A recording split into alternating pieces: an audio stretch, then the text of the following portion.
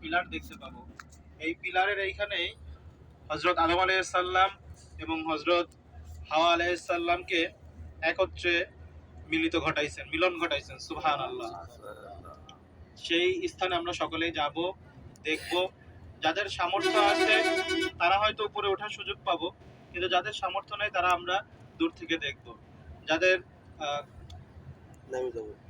দোয়া করার সামর্থ্য আছে, দোয়া করার মতো পরিবেশ আছে, দোয়া করার চেষ্টা করব এবং সকলেই মুখের মধ্যে সবসময় জিকিরটা রাখবো, আস্তাগফিরুল্লাহ আস্তাগফিরুল্লাহ আস্তাগফিরুল্লাহ।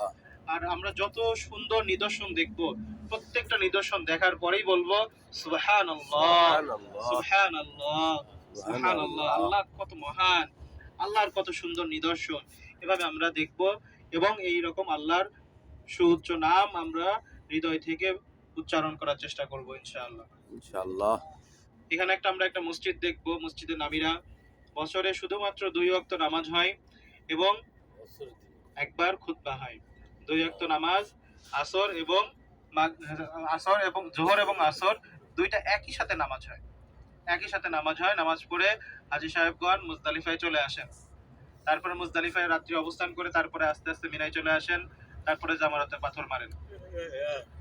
এরকম ভাবে নিয়মতান্ত্রিক ভাবে হজের কার্যক্রমগুলো পরিচালনা হয়। আর এই যে আমরা সামনে যখন আরাফার ময়দানের কাছে পৌঁছাবো, যখন এখানে কিছু নিম গাছ দেখবো আমরা। এই নিম গাছগুলো আমাদের বাংলাদেশে যখন প্রেসিডেন্ট জিয়াউর রহমান ছিলেন তখন তিনি অজস্র নিম গাছ এই ভূমিতে তখন মরুভূমি ছিল, এই ভূমিতে নিম গাছ রোপণ করেন এবং এই গাছগুলোর নাম হয়ে গেছে জিয়া গাছ বা জিয়া ট্রি বলে। এটা আমরা দেখবো, এটা আমাদের একটা ঐতিহ্য। সারা বিশ্বের মানুষ এখানে আসে আর এখানে এসে একবার হইলেও বাংলাদেশের নাম উচ্চারণ করে।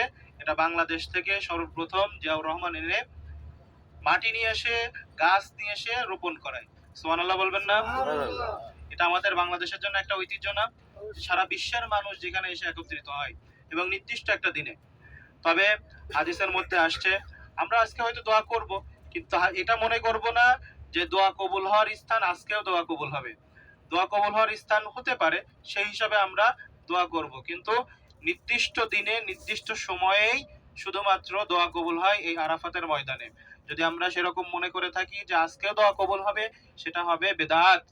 এজন্য আমরা নিয়ত করব যে আল্লাহ, শুধুমাত্র ওই দিনের জন্যই তুমি দোয়া কবুল করো না, আজকেও আমরা আসছি, আমরা তো ওই দিনে আসতে পারি নাই, আজকে আসছি, আজকেও আমাদের দোয়াটা কবুল করো। আল্লাহ তুমি তো রহমানুর রহিম, তুমি দোয়া কবুল করলে তোমার কোনো ক্ষতি নাই। আল্লাহ তুমি দোয়া কবুল করে নাও, আমাদের প্রত্যেকটা নেক দোয়া তুমি আমাদের কবুল করে নাও। এভাবে আমরা দোয়া করবো ইনশাআল্লাহ।